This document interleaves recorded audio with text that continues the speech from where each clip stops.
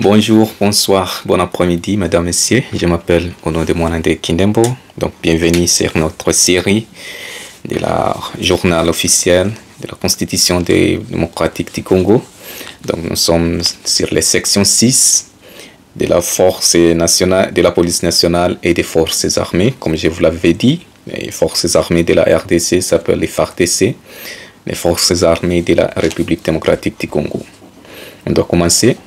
Paragraphe 1 de la police nationale. Article 182. La police nationale est chargée de la sécurité publique, de la sécurité des personnes et de leurs biens, des maintien et du renseignement et du rétablissement de l'ordre public, ainsi que de la protection rapprochée des autorités. Article 183. La police nationale est apolitique, donc il ne doit pas faire de politique ou bien être involvé dans les choses politiques comme des politiciens. Il est au service de la nation congolaise. Nul ne peut la détourner à ses fins propres. La police nationale exerce son action sur l'ensemble du territoire national dans le respect de la présente Constitution et des lois de la République. Ça, c'est l'article 183. Article 184. La police nationale est soumise à l'autorité civile locale et est placée sous la responsabilité du ministère qui a les affaires intérieures dans ses attributions, donc le ministre de l'Intérieur. Article 185. Les effectifs à tous les niveaux, les fonctions de commandement en tout temps et en toutes circonstances doivent tenir compte des critères objectifs liés à la fois à l'aptitude physique, à une instruction suffisante et à une moralité éprouvée ainsi qu'à une responsabilité ou bien à une représentation équitable des provinces. Article 186. Une loi organique fixe l'organisation et le fonctionnement de la police nationale. Paragraphe D des forces armées, donc les FARDC pour la RDC. Article 187. Les forces armées comprennent la force terrestre, la force aérienne, la force navale et leurs services d'appui. Elles sont pour mission de défendre l'intégrité du territoire national et les frontières dans les conditions fixées par la loi. Elles participent en temps de paix au développement économique, social et culturel,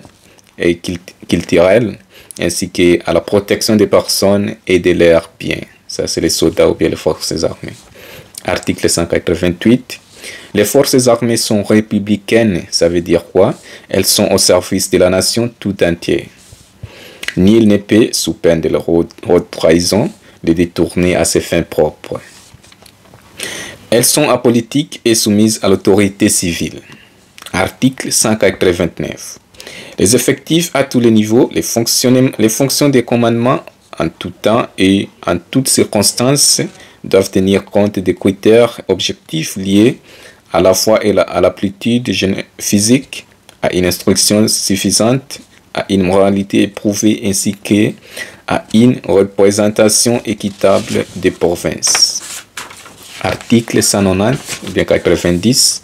Nul ne peut, sous peine de haute trahison, organiser des formations militaires, paramilitaires ou des milices privées, ni entretenir une jeunesse armée. Article 191. Une loi organique fixe l'organisation et le fonctionnement des forces armées. Article 192. Il institue un conseil supérieur de la défense. Continue.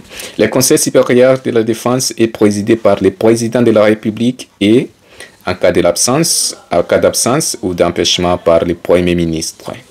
Une loi organique détermine l'organisation, la composition, les attributions et le fonctionnement du conseil supérieur de la défense. Section 7, donc ça c'est la fin de section 6. Nous voulons commencer sur la section 7 de l'administration publique. Administration publique. Article 193.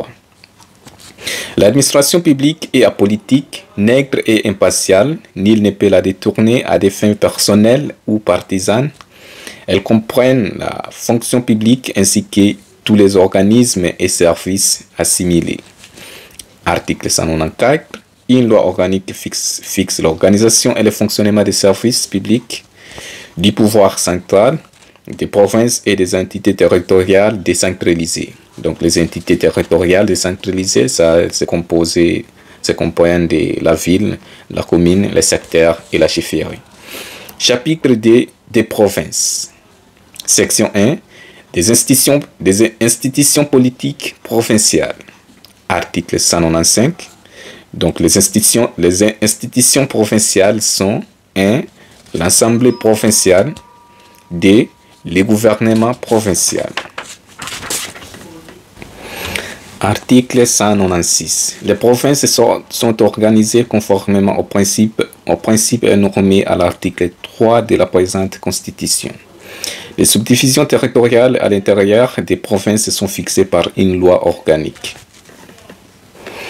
Article 197, modifié par l'article 1er de la loi numéro 11, arpase 00D du 20 janvier 2011, portant révision de certains articles de la Constitution de la République démocratique du Congo. Donc la continuité de l'article 197, l'Assemblée provinciale est l'organe délibérant de la province. Elle délibère dans les domaines de compétences réservés à la province et contrôler le gouvernement provincial ainsi que les services publics provinciaux et locaux.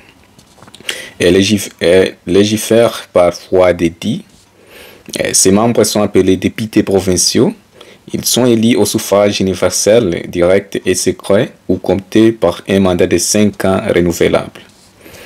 Le nombre de députés provinciaux comptés ne peut dépasser le 10e des membres qui composent l'Assemblée provinciale.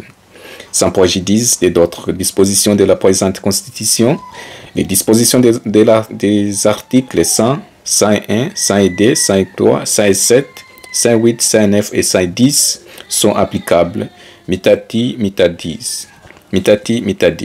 aux assemblées provinciales et leurs membres. Lorsque crise politique grave et persistante menace d'interrompre les fonctionnements réguliers des institutions provinciales, le président de la République peut, par une ordonnance délibérée en Conseil des ministres et après concertation avec les bureaux de l'Assemblée nationale et du Sénat, dissoudre l'Assemblée provinciale. Dans ce cas, la Commission électorale nationale indépendante, donc la CENI, organise les élections provinciales dans un délai de 60 jours à compte de la dissolution. En cas de force majeure, ce délai peut être prolongé à 120 jours au plus par la Cour constitutionnelle saisie par la Commission électorale nationale indépendante, donc la CENI. Article 198, modifié par l'article 1er de la loi numéro 11, arobase 00D du 20 janvier 2011, portant révision de certains articles de la Constitution de la République démocratique du Congo. La continuité de l'article 198, le gouvernement provincial est composé d'un gouverneur, d'un vice-gouverneur et des ministres provinciaux. Ministères provinciaux. La continuité de l'article 198. Les gouverneurs et les vice-gouverneurs sont élus par un mandat de 5 ans renouvelable une seule fois par les députés provinciaux au sein ou dehors de l'Assemblée provinciale. Ils sont investis par l'ordonnance du président de la République. Les ministères provinciaux sont désignés par les gouverneurs au sein ou en dehors de l'Assemblée provinciale. La composition du gouvernement provincial tient compte de la représentative provinciale. Le nombre des ministères provinciaux ne peut dépasser 10. Avant d'être en fonction, le gouverneur présentait à l'Assemblée provinciale le programme de son gouvernement. Lorsque ce programme est approuvé à la majorité absolue des membres qui composent l'Assemblée provinciale, celle-ci investit les ministères ou bien les ministres. Les membres du gouvernement provincial peuvent être collectivement ou individuellement relevés de leurs fonctions par le vote d'une motion de censure ou de défiance de l'Assemblée provinciale. Les dispositions de l'article 146 et 147 de la présente Constitution s'appliquent. Mitadis aux membres du gouvernement provincial.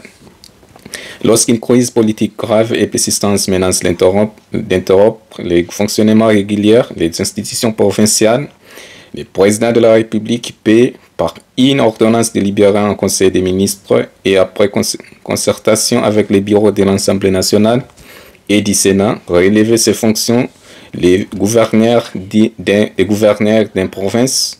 Dans ce cas, la Commission électorale nationale indépendante, donc la CENI, organise les élections du nouveau gouverneur dans un délai de 30 jours. Article 199. Deux ou plusieurs provinces peuvent d'un commun accord, créer un cadre d'harmonisation et de coordination de leurs politiques respectives et gérer en commun certains services dont les attributions portent sur les manières relevées de leurs compétences. Ça, c'est l'article 199. Article 200. Il institue à une conférence des gouverneurs des provinces. Elle a pour mission d'émettre des avis et de formuler des suggestions sur la politique à mener et sur la législation édictée par la République. Ça, c'est la fin pour section 7. Qui est ici, section 7, c'est pour les basés. Donc, les sections 6, c'est la police nationale des forces armées. Nous avons déjà fini sur ça. Section 7 était basée sur de l'administration publique. Ça, c'est la fin pour section 6 et section 7. Merci beaucoup, mesdames, messieurs. Abonnez-vous massivement. C'est mon André Kindembo. Ciao.